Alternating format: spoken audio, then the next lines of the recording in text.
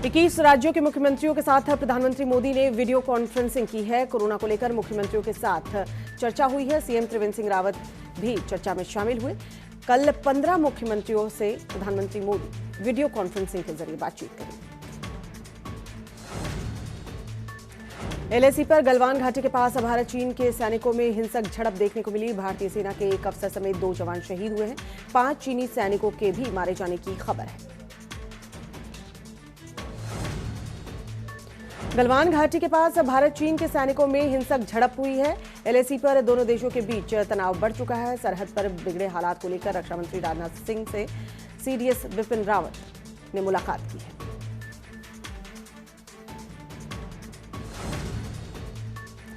प्रवासी मजदूरों को रोजगार देने के लिए योगी सरकार ने बड़ा कदम उठाया है। हर मजदूर को काम देने के लिए माइग्रेशन कमीशन पर मुहर लगा दी गई है। श्रमिकों को सामाजिक सुरक्षा की गारंटी देगा आयोग।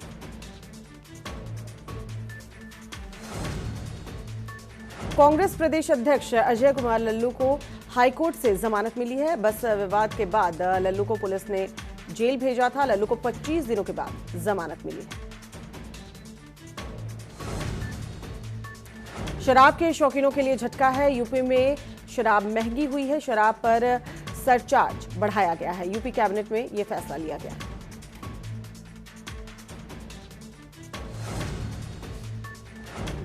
देश की राजधानी दिल्ली में कोरोना का कहर जारी है। दिल्ली में पिछले 24 घंटे में कोरोना के 1647 नए मामले सामने आए हैं और 73 लोगों की कोरोना वायरस से मौत भी हुई है, जिसके बाद राज्य में कोरोना से मरने वालों की संख्या बढ़कर 1400 पहुंच गई है। वहीं 1647 नए मामलों के साथ राजधानी में संक्रमितों का आंकड़ा 42,829 पर पहुंच गया है। यूपी में कोरोना को लेकर राहत भरी खबर है। यूपी में लगातार कोरोना का रिकवरी रेट बढ़ रहा है। 61% रिकवरी रेट जो है वो पहुंच चुका है। अब तक 8,904 मरीज ठीक हुए हैं, जिन्हें डिस्चार्ज किया गया है। यूपी में कोरोना मरीजों की संख्या 14,598 है। कोरोना से अब तक 435 मरीजों की मौत हुई है। उत्तराखंड में कोरोना मरीजों की संख्या में हर दिन इजाफा हो रहा है। 1912 कोरोना पॉजिटिव मरीजों की संख्या हो चुकी है। आज 67 कोरोना संक्रमित मिले हैं। 680 मरीजों का अभी भी इलाज चल रहा है।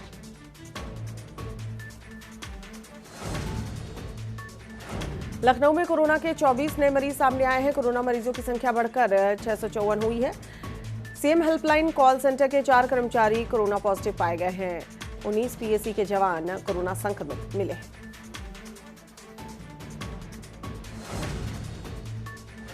नोएडा में एक बार फिर कोरोना मरीजों की संख्या में इजाफा देखने को मिला है। 24 घंटे में 76 कोरोना के नए मामले सामने आए हैं। जिले में कोरोना संक्रमितों की संख्या बढ़कर 1011 हो चुकी है। 510 मरीज इलाज के बाद ठीक होकर घर भी लौट चुके हैं। वहीं कोरोना से 12 मरीजों की मौत हुई है। आगरा में कोरोना के 17 नए मामले सामने आए हैं। आगरा में कोरोना मरीजों की संख्या 1070 पर पहुंच गई है। जिले में 881 मरीज इलाज के बाद ठीक हुए हैं। आगरा में पिछले एक हफ्ते से मौत के आंकड़े बढ़ गए हैं। आगरा में अब तक कोरोना से 63 लोगों की मौत हो चुकी है। कोरोना के 126 फिलहाल एक्टिव केस आगरा में बताए जा रहे हैं। आगरा में कोरोना का रिकवरी रेट 83% से ज्यादा है। सिद्धार्थनगर जिले में कोरोना बीमारी के रोकथाम के लिए यज्ञ किया गया है। गांव के लोगों ने कोरोना रोकथाम के लिए अनुष्ठान यज्ञ का आयोजन किया। इस मौके पर डुमरियागंज के विधायक राघवेंद्र प्रताप सिंह भी मौजूद रहे। उन्होंने कहा कि मजदूरों के आने से कोरोना का ग्राफ बढ़ा है। इससे बचने के लिए लोगों को ज्यादा से ज्यादा सोशल डिस्टेंसिंग का पालन करना होगा।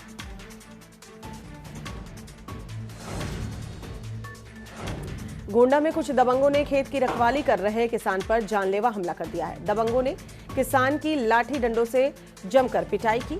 घायल किसान का सीएससी में इलाज चल रहा है।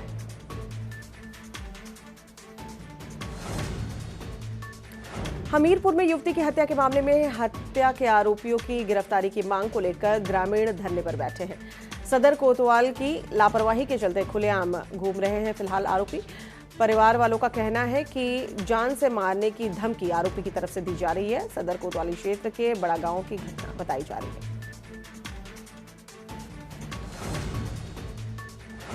निघासन कोतवाली के लखनियापुर गांव में रात में घर से बाहर सो रहे एक व्यक्ति की गला रेतकर हत्या कर दी गई। घटना की जानकारी होने पर गांव में सनसनी फैल गई और मौके पर भीड़ इकट्ठा हो गई।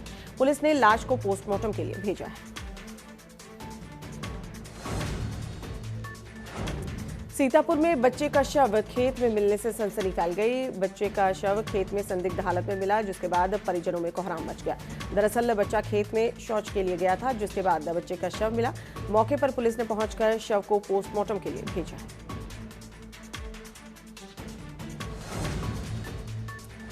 हापुड़ में एक दिल दहला देने वाला मामला सामने आया है, जहां एक युवती के कोर्ट मैरिज करने से नाराज उसके परिजनों ने युवती की हत्या कर दी और उसके बाद उसके शव का अंतिम संस्कार भी कर दिया। जैसे ही इस बात की सूचना युवती के पति को लगी तो उन्होंने तत्काल पुलिस को इस बात की सूचना दी, जिसके बाद मौके पर पहुंची पुलिस ने युवती के चिता से जांच के लिए सैंपल इकट्ठा किए। अयोध्या मंडल कारागार में 30 साल के एक कैदी सद्दाम ने जेल की बैरक के पीछे एक पेड़ से लटककर जान दे दी है। बंदी रक्षक मंडल कारागार अधीक्षक को सूचना दी गई। एक कैदी पेड़ की डाल पर गमछे के सहारे लटक रहा है। आनन फानन में उसे पेड़ से उतारा गया, जिला अस्पताल भेजा गया, जहां डॉक्टरों ने उसे मृत घोषित कर दिया।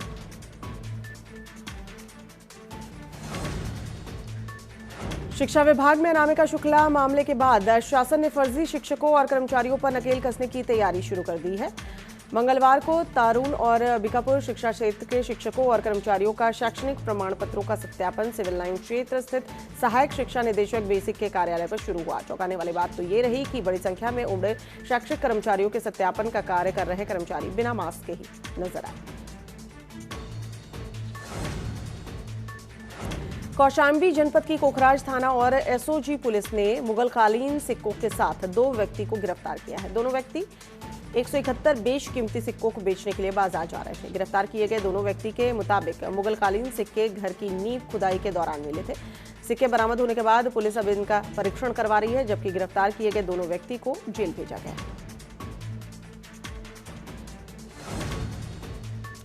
कोरोना मरीज के अंतिम संस्कार के दौरान परेशानियों का भविष्य में सामना न करना पड़े, इसको लेकर एक बैठक का आयोजन किया गया। नगर निगम के सभागार में आयोजित बैठक में अपर स्वास्थ्य निदेशक के साथ साथ पुलिस अधिकारी भी मौजूद रहे। इस दौरान बैठक में मौजूद अधिकारियों ने कोरोना से होने वाली मौत के बाद दाह संस्कार और दफन के समय बचाव के निर्देश दिए।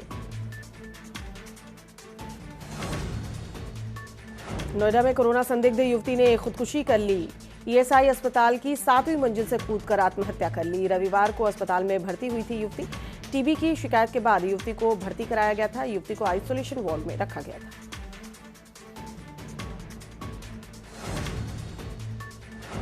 कानपुर देहात के मोहित अस्पताल को सीज कर दिया गया है। स्वास्थ्य विभाग ने निरीक्षण के दौरान अस्पताल में बहुत सी खामियां पाई। साथ ही जिम्मेदार लोगों के खिलाफ जल्द कार्रवाई की बात भी कही जा रही है। कानपुर देहात में ऐसे तमाम अस्पताल हैं जिनमें कमियां देखने को मिल रही हैं।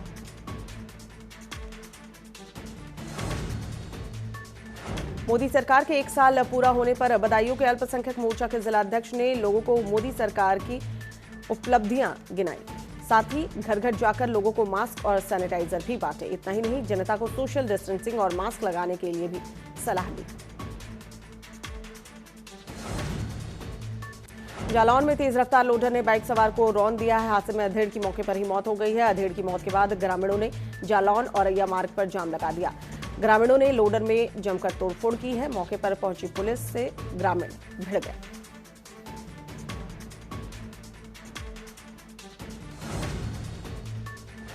कानपुर में दबंगों ने युवक की जमकर पिटाई कर दी। दरअसल दबंग युवक से शराब पीने के लिए पैसे मांग रहा था। पैसे नहीं देने पर दबंगों ने युवक की पिटाई कर दी। पीड़ित ने पुलिस से न्याय की गुहार लगाई है।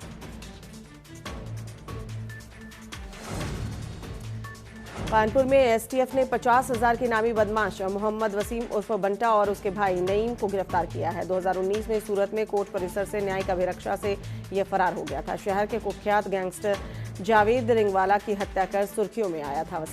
वसीम उर्फ बंटा पर यूपी और गुजरात में हत्या, लूट सहित 33 से अधिक गंभीर मामले दर्ज हैं।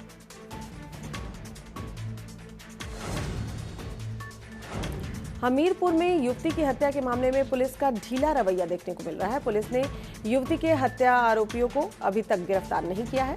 धरने पर जा रहे परिवार को पुलिस ने रोक दिया है। ब्लॉक प्रमुख सहित 5 लोगों पर हत्या का आरोप लगाया है।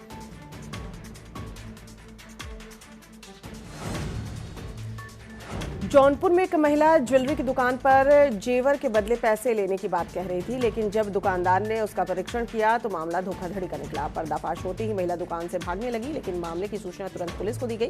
सूचना मिलने पर पहुंची पुलिस ने महिला को पकड़ा और थाने लेकर गई।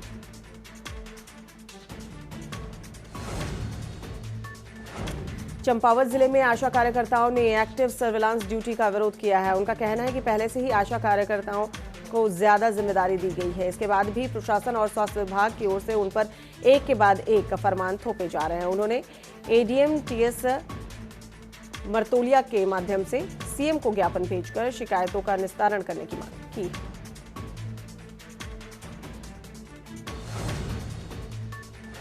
69,000 शिक्षक भर्ती प्रक्रिया को लेकर एनएसयूआई ने प्रदेश सरकार के खिलाफ मोर्चा खोल दिया है। दरअसल एनएसयूआई जिलाध्यक्ष राहुल शर्मा ने गांधी पार्क में मौन प्रदर्शन किया। राहुल शर्मा ने बताया कि 69,000 शिक्षक भर्ती घोटाले में सामने आए भ्रष्टाचार में यूपी सरकार की विफलता सामने आ रही है। ऐसे में कांग्रेस महासचिव प्रियंका गांधी के निर्देश पर भारतीय राष्ट्रीय छात्र संगठन ने गाजियाबाद में अपना आंदोलन तेज कर दिया है।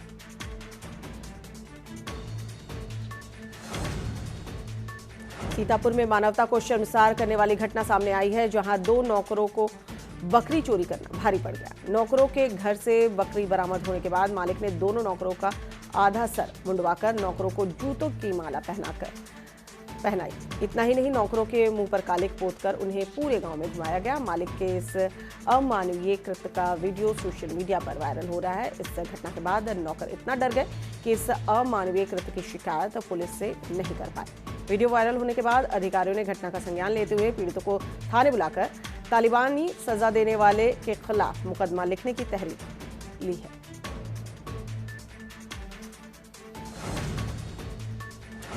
प्रयागराज के एसएसपी सत्यार्थ अनिरुद्ध पंकज को उनके पद से हटाए जाने का मामला अब तूल पकड़ने लगा है। हफ्ते भर पहले 69,000 शिक्षक भर्ती में गड़बड़ी का बड़ा खुलासा करने वाले एसएसपी को जिले से हटाकर वेटिंग में डाले जाने पर विपक्षी सरकार को घेरने की कोशिश में लगे हुए हैं। ऐसे में कांग्रेस और सपा से जुड़े छात्र नेता और इलाहाबाद यूनिवर्सिटी के छात्रों ने प्रदेश सरकार के खिलाफ विरोध प्रदर्शन किया। साथ ही प्रदेश सरकार के खिलाफ नारेबाजी की गई। मनरेगा योजना के तहत ज्यादा से ज्यादा लोगों को रोजगार मिल सके, इसे लेकर सरकार काफी संजीदा है। ऐसे में सरकारी निर्देशों को मानते हुए प्रशासन भी लगातार काम कर रहा है। ऐसे में संत कबीर नगर के बघौली ब्लॉक के बहिलापारा गांव में मजदूरों के साथ प्रशासनिक अधिकारियों को भी काम करते देखा गया। इस दौरान डीएम रवीश गुप्ता ने मजदूरों के साथ मिट्टी खुदाई का काम किया और मजदूरों का हौसला बढ़ाया। वहीं डीएम को फावड़ा चलाते देख मजदूर भी काफी उत्साहित हुए। मजदूरों का कहना है कि मनरेगा योजना के तहत उनकी रोजी रोटी चल रही है। डीएम के साथ काम कर उनका हौसला बढ़ा।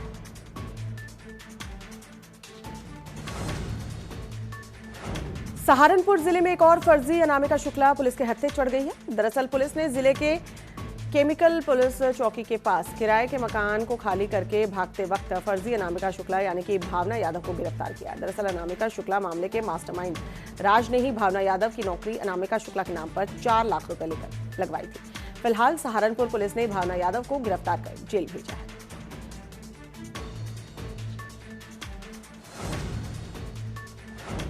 हापुड़ जिले के एक पिता ने पैसे न होने की वजह से अपनी बेटी खो दी। खबर जिले के हर्ष विहार इलाके की है, जहां लॉकडाउन की वजह से टेलर का काम करने वाले पिता करीब 3 महीने से घर पर बेरोजगार बैठा था। उसकी बेटी 2 महीने से बीमार थी और काम बंद होने से बेबस पिता के पास बेटी के इलाज के पैसे नहीं थे, जिसकी वजह से उसकी बेटी का इलाज किसी अच्छी जगह नहीं हो पा रहा था और आखिरकार बच्ची ने घर पर ही दम तोड़ दिया। रायबरेली में सामने आई निजी क्लिनिक स्टाफ की दबंगई। क्लिनिक के स्टाफ ने तीमारदार से मारपीट की है। बेटे के इलाज के लिए आए युवक को धक्का देकर निकाला गया है, जिसमें मारपीट की पूरी घटना सीसीटीवी कैमरे में कैद हुई।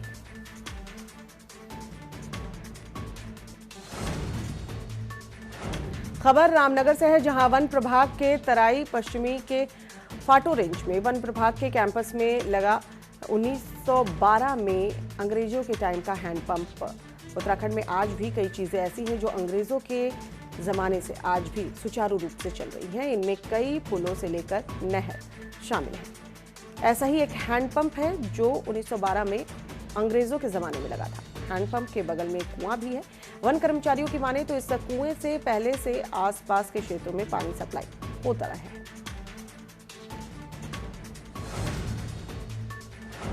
केंद्रीय मानव संसाधन मंत्रालय की ओर से उत्तराखंड के चंपावत सहित देश के 4 दूसरे जगहों पर केंद्रीय विद्यालयों को खोलने की घोषणा कर दी गई है। ऐसे में केंद्रीय विद्यालय संगठन ने इसी सत्र में विद्यालयों के संचालन की तैयारी शुरू कर दी है। मामले में एचआरडी मंत्री रमेश पोखरियाल निशंक ने ट्वीट कर जानकारी दी थी कि चंपावत जिले सहित यूपी में 2 और झारखंड में 1 केंद्रीय विद्यालय का संचालन इसी सत्र में शुरू किया जाएगा। ऐसे में चंपावत जिले के लोगों ने पीएम मोदी और एचआरडी मंत्री का आभार जताया।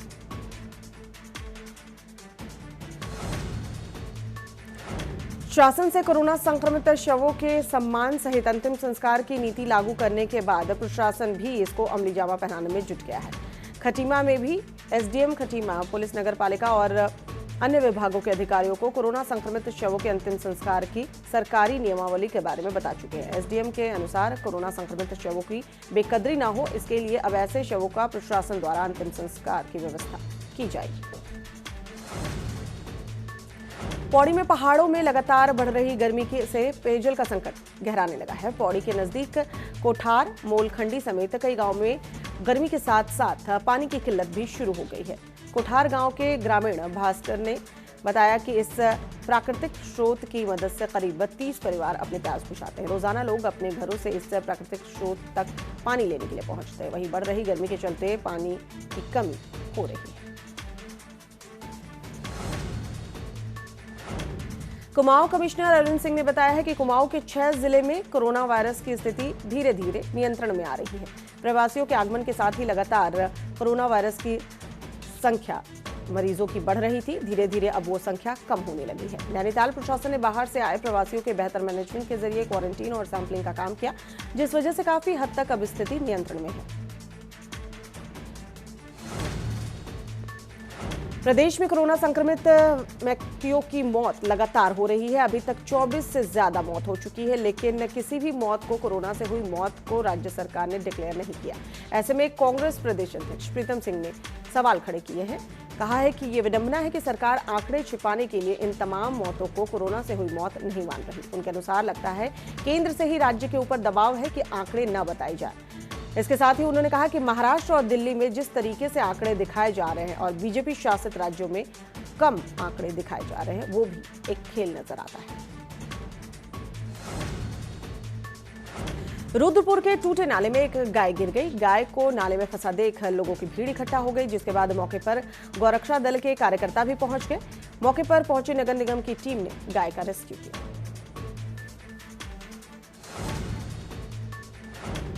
दौरे पर रामनगर पहुंचे उत्तराखंड के परिवहन मंत्री यशपाल आर्य ने परिवहन निगम के चालक, परिचालक और सभी अधिकारियों का आभार जताया है। इस मौके पर उन्होंने पत्रकारों से बातचीत करते हुए कहा कि कोरोना के संकट में उत्तराखंड के कई लोग बाहरी राज्यों में फंसे हुए थे। ऐसे में परिवहन निगम के चालक, परिचालकों ने फ्रंट लाइन में आकर काम किया। फिरोजाबाद के दतोजी खुर्द इलाके में सट्टा माफिया ने जमकर पथराव और फायरिंग की है। सट्टा की पर्ची लिखने पर वकील ने विरोध किया। पथराव और फायरिंग में 3 लोग घायल बताए जा रहे हैं, जिसमें से एक युवक की हालत गंभीर बताई जा रही है। घायलों को ट्रॉमा सेंटर में भर्ती करवाया गया है, जहां उनका इलाज चल रहा है।